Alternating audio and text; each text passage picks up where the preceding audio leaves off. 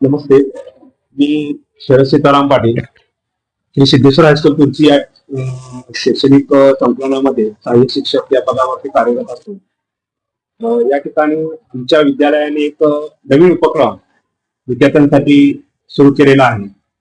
6 ते 8 वाचनाचा उपक्रम. या वेळामध्ये फक्त विद्यार्थ्यांनी वाचनच करायचं, लिखाण वगैरे काही करायचं नाही, असा या उपक्रम आहे. हा उपक्रम सुरू करण्यापाठीमागचा आमचा उद्देश असा आहे की बऱ्याच पालकवर्गातून आम्हाला विद्यार्थी फक्त लिखाण करतात, वाचन करत नाहीत असं बरेच पालक म्हणत होते. आणि त्यासाठी विद्यार्थ्यांनी वाचनाकडे वळावं. तर वाचनाकडे का वळावं, तर वाचन केल्यामुळे विद्यार्थ्यांची कल्पनाशक्ती वाढते, कल्पनाशक्तीचा विस्तार होतो, त्यांच्या ज्ञानामध्ये भर पडते. परंतु आजच्या विद्यार्थ्यांकडे जर आपण पाहिलं तर आजचे विद्यार्थी फक्त मोबाईल, इंटरनेट आणि कमी कष्टामध्ये जास्त ज्ञान कसं मिळवता येईल किंवा शरीर सुख कसं मिळवता येईल याच दृष्टिकोनातून ते विचार करत असतात. पण वाचनामुळे त्यांच्या ज्ञानामध्ये भर पडते, त्यांच्या कल्पनाशक्तीमध्ये भर पडते, त्यांच्या कल्पना शक्तीचा विस्तार होतो. आणि या दृष्टीनं आम्ही सर्व शिक्षकांनी एकत्र येऊन विचारांची हा निर्णय घेतला की त्यांना वाचनाकडे आपण वळवलं पाहिजे, त्यांना वाचनासाठी आपण त्यांना प्रवृत्त केलं पाहिजे. आणि यासाठी आम्ही 6 ते 8 हा वाचनाचा उपक्रम सुरू केलेला आहे.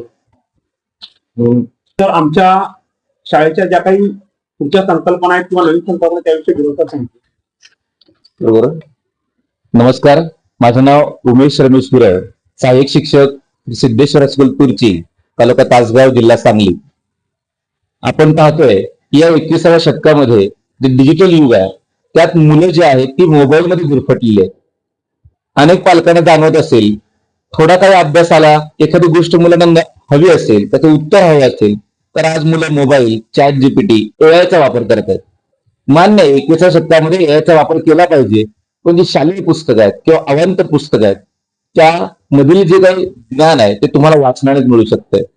पालकांना येणाऱ्या समस्या आणि शिक्षक पालक होणाऱ्या भेटी, त्याचबरोबर विद्यालयामध्ये इयत्ता 5वी ते 10वीच्या ज्या सर्व काही पालक सभा होतात, या सभांमधून असा विषय पुढे आला की मुलांचं वाचनाचं प्रमाण कमी आहे आणि याच्यावरती उपाय करावा म्हणून श्री सिद्धेश्वर हायस्कूल तुर्ची या विद्यालयाचे मुख्याध्यापक श्री एल के पाटील सर व सर्व शिक्षक वृंद, शिक्षक, शिक्षकेतर कर्मचारी यांच्या सगळ्यांच्या सर्वानुमते असं ठरवण्यात आलं की आपण काहीतरी वेगळं केलं पाहिजे. मग या मुलांना वाचनाची सवय लावण्यासाठी आम्ही ठरवलं की आपण संध्याकाळी 6 ते 8 या वेळेमध्ये मुलांना फक्त वाचन करायला सांगायचं.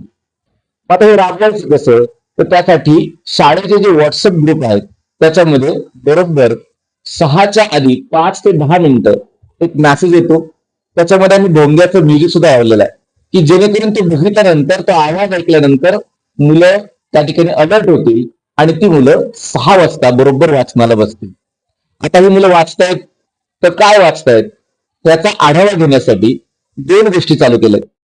आमच्या विद्यालयातले सर्व शिक्षक त्या वर्गातील विद्यार्थ्यांना फोन करून विचारलं जात आहे की पालकांनाही विचारलं जात आहे तो विद्यार्थी अभ्यासाला बसलाय का, तो वाचन करतोय त्या लेखन करतोय.